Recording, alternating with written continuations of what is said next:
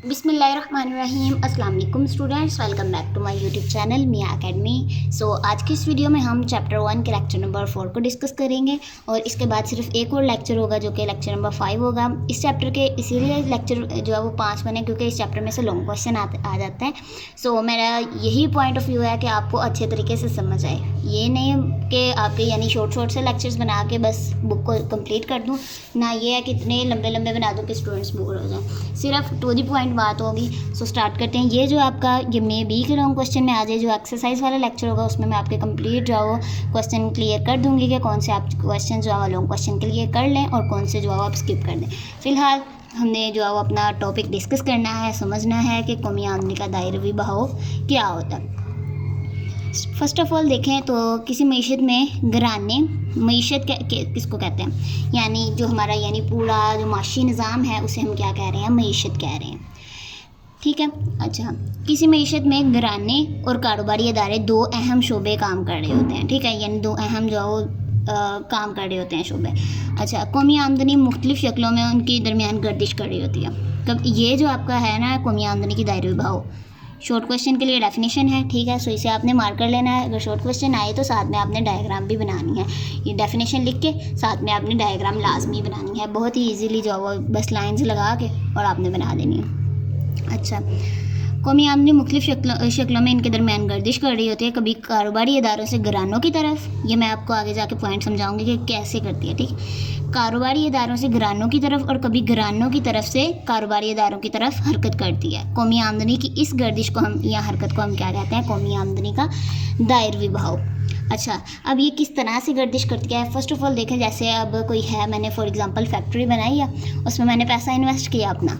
अब जब मैं जिस चीज़ यानी वो जो फैक्ट्री चीज़ें बना रही है, मैं जिसको आगे बेचूंगी, यानी जो बड़े बड़े सेलर्स वगैरह होंगे, वो जो है वो मेरी चीज़ें लेंगे और उसके बदले में मुझे पैसे देंगे। ठीक है, उसके बाद वो जो होगा सेलर, वो आगे दुकानों में बेचेगा और यानी जो फॉर एग्जांपल जैसे और कोई है, वो अपने घर की चीज़ों के लिए उस दुकान पे जाएगा। दुकान से चीज़ें जब खरीदेगा तो वो मार्केट में ही जाएंगी ना, यानी फैक्ट्री में ही जाएगा वो पैसा।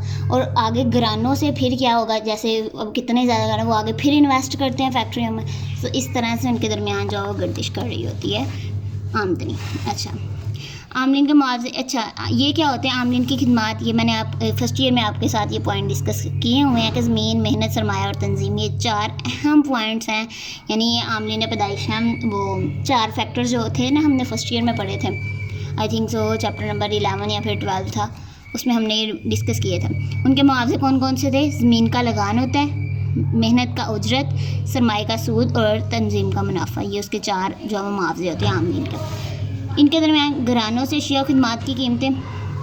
ठीक है, घरानों से क्या होता है, कारोबारी इदारे की तरफ जाती हैं और कारोबारी इदारे से फिर घरानों की तरफ जाती हैं। अब घरानों से फिर जो है वो आमदनी यानी ज़मीन यानी जो फॉर एग्जांपल जैसे मज़दूर वगैरह हैं, वो फिर फैक्ट्रियों में जाएंगे और फैक्ट्रियों से फिर पैसा ला के और घरों यानी अपने घर को चलाएंगे। ठीक है, और घर वाले फिर जो है वो कारोबारी इदारे की तरफ इसकी जाएगी आमदनी। ठीक है, सो इस तरह से इसकी गर्दिश होती है। अच्छा, ये आपने जो एरोज़ है ना, इनको अच्छे तरीके से देख लेना है कि किस तरफ जा रहे हैं। आगे क्या इसको एक्सप्लेन किया हुआ है, अगर आप देखें तो यहाँ पे इसको अगर आप पढ़ें, ठीक है, ये आपने डायग्राम को एक्सप्लेन कर देना है कि कैसे जो है वो आमदनी जो है वो इस तरह से पैसे जाते हैं फिर वापस आते हैं चीज़ों की सूरत में इस तरह से। ठीक है, बस इसको एक्सप्लेन करना है। उसके बाद यहाँ पे देखें, ये आप आम चीज़ें हैं, मैं यहाँ पे जो इसे डिस्कस नहीं करने वाली। पिछले अगर आपको फर्स्ट ईयर में मेरे लेक्चर लिए हो तो आपको काफ़ी हद तक अंदाज़ा हो गया होगा कि जो चीज़ें आसान होती हैं मैं सिर्फ वही आप पे जो है वो छोड़ती हूँ कि आप इसे खुद रीड कर लीजिएगा। सो आपने अच्छे तरीके से इसे रीड करना है। इसमें जो चीज़ें इंपॉर्टेंट हैं वो मैं आपको बताती जाती हूँ, और जो आपके हैं ना जिनके यानी आपने 3 से 4 दफ़ा इस पैराग्राफ को पढ़ना है और बाद में अपनी वर्डिंग में लिख के देखना है कि कितना ये लॉन्ग क्वेश्चन हो सकता है मेरे से अटैम्प्ट। ठीक है, उसके अलावा यहाँ पे भी कौमी आमदनी की दायरवी बहाव, इसकी डेफिनेशन आ रही है, इसको आपने देख लेना है। और यहाँ पर आ रहा है कौमी आमदनी की नुमाइश का कुल अखराजात का तरीका। ये जो कुल अखराजात का तरीका है ये हमने पढ़ा हुआ है, मैंने आपको लेक्चर नंबर 3 में जो वो कम्प्लीटली डिस्कस किया था आप सबके साथ, कुल अखराजात का तरीका। ये देखें अखराजात का तरीका, ये मैंने डिस्कस किया हुआ पेज नंबर 9 पे है। ठीक है, इसको भी आप एक दफ़ा रीड आउट कर लीजिएगा। तरीका पैमाइश, ये आपने एक दफ़ा देख लेना कि किसको कहा जाता है। अच्छा, यहाँ पे ये आपका लॉन्ग क्वेश्चन है, लेकिन एक्सरसाइज में बता दूँगी मैं आपको कि अगर आप इसको करें ना करें इंपॉर्टेंट है कि नहीं। सो आप एक्सरसाइज वाला लेक्चर जो अच्छे तरीके से लीजिएगा। ये आपने बस यानी आम चीज़ें बताई हुई हैं, सिर्फ आपने रीड आउट करना है और अपनी वर्डिंग में एक्सप्लेन करना है। अच्छा, यहाँ पे क्या है, एक पॉइंट है कि सरफ, बचत और सरमायाकारी। ये अब मैं चाह रही थी कि लेक्चर 5 बनाऊँ सिर्फ इस टॉपिक पे, क्योंकि इसमें से शॉर्ट क्वेश्चन बहुत ज़्यादा आते हैं, कम से कम 1 से 2 तो मस्ट है कि आने ही आने हैं। सो इस पर मैं लेक्चर नंबर 5 बनाऊँगी। उसके अलावा आप आ जाएँ पेज नंबर 14 पे। ये वाला पॉइंट डिस्कस करते हैं, कौमी आमदनी का तवाज़ुन। अब देखें, दो शोबी यानी दो जो सेक्टर्स हैं हमारे, ठीक है, दो यानी हमारे ग्रुप्स हैं जो मीशत में कौमी आमदनी की मुतवाज़न सतह से मुराद। ये आपकी कौमी आमदनी की मुतवाज़न सतह की डेफिनेशन है, सो इसे आप मार्क कर लें। अच्छा, मुराद वो सतह होती है जिस पर मुल्क की मजमूई तलब और मजमूई रसद जो है वो आपस में बराबर हो जाए। अगर आपने फर्स्ट ईयर में पढ़ा हो तो हमने कौमी उसका तवाज़ुन पढ़ा हुआ है, मंडी का तवाज़ुन, जिसमें रसद और तलब जो है यानी ये डीडी कर्व होता है और ये एसएस कर्व। अगर आपने मेरे फर्स्ट ईयर के लेक्चर लिए हो तो आपको तो यह चीज़ रट जानी चाहिए। जहाँ पे तलब और रसद बराबर हो जाएं उसे हम मंडी का तवाज़ुन कहते थे, और यहाँ पे वो कह रहे हैं इसको कौमी आमदनी का तवाज़ुन। ठीक है, कौमी आमदनी का तवाज़ुन यानी इस पॉइंट को जहाँ पे दोनों बराबर हो जाए ना चीज़ें, उसको कह रहे हैं आप। उसके बाद नेक्स्ट आ जाते हैं हमारे पास दूसरी कौमी बचतें यानी सेविंग्स एस के साथ, और सरमायाकारी यानी इन्वेस्टमेंट आई को शो कर रहा है। ठीक है, जहाँ पे बराबर हो जाए।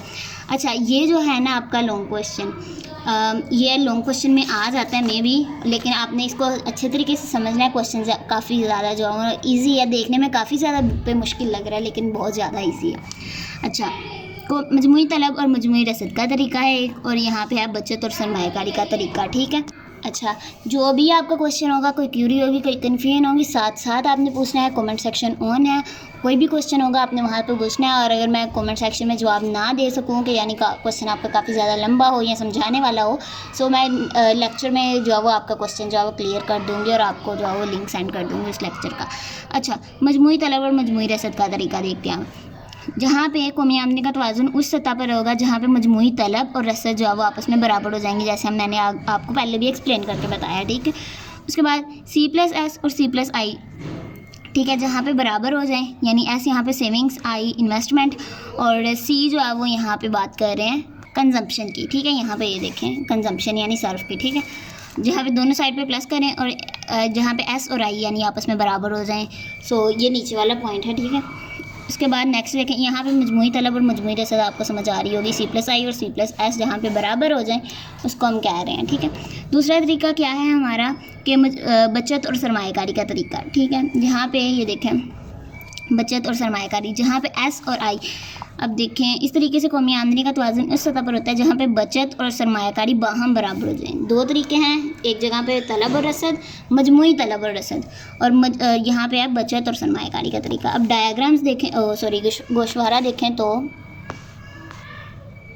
जी, अब देखें कौमी आमदनी यहाँ पे उन्होंने लेट कर लिया है 0, 50, 100 यानी ये उन्होंने ले लिया। अगर आप फर्स्ट ईयर के स्टूडेंट हैं तो मैंने आपको बताया था कि आप गोशवारा खुद भी बना सकते हैं, लेकिन उसी के मुताबिक जहाँ पे जो आप वैल्यूज़ रखेंगे उसी के मुताबिक आपको बाकी वैल्यूज़ भी चेंज करनी पड़ेंगे।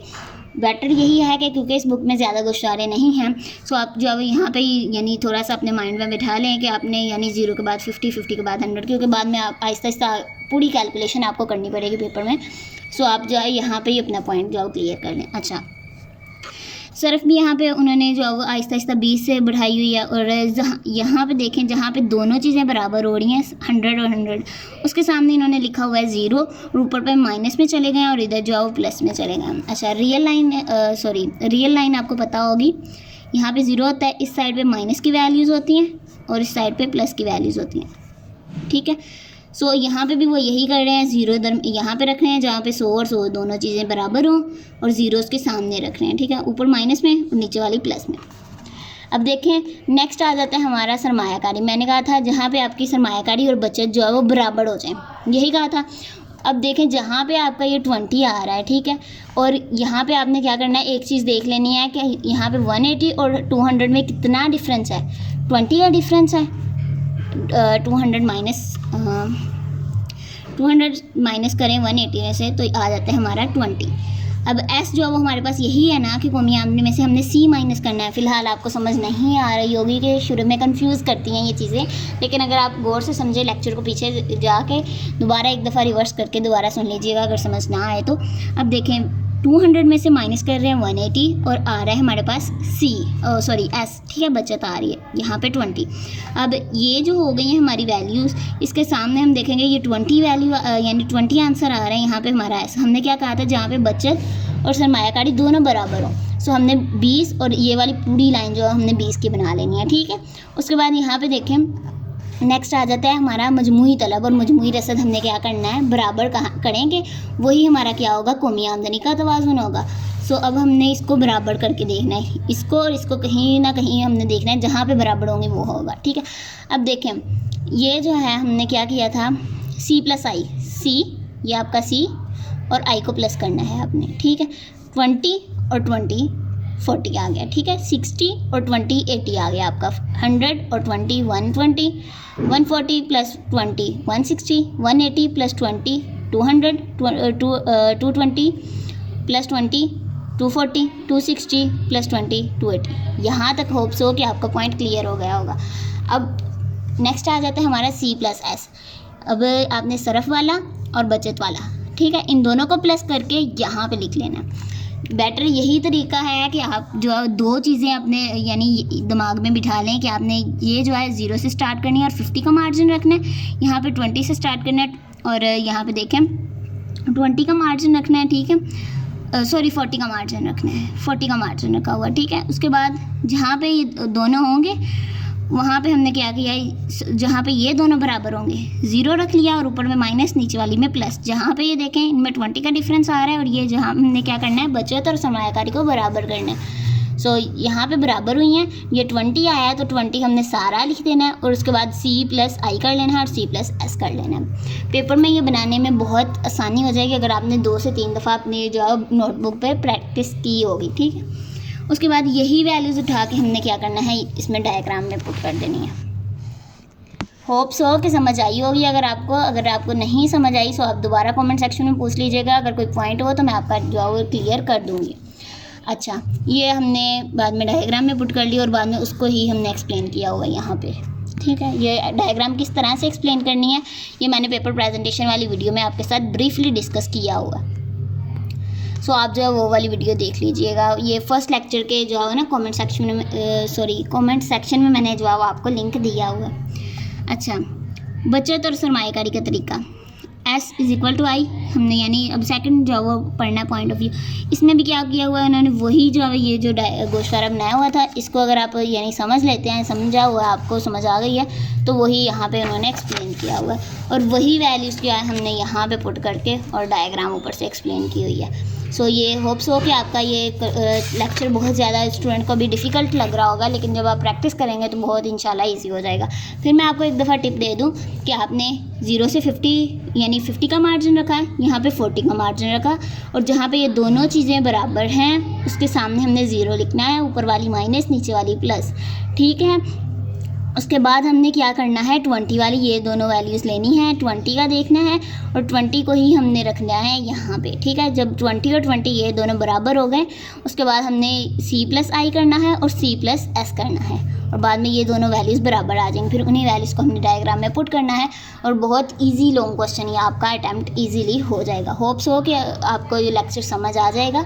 अगर कोई भी क्वेश्चन हो, कोई क्यूरी हो, कोई कन्फ्यूजन हो तो आपने लाजमी कमेंट सेक्शन में पूछना है। दुआओं में याद रखिएगा। टेक केयर, अल्लाह हाफिज़।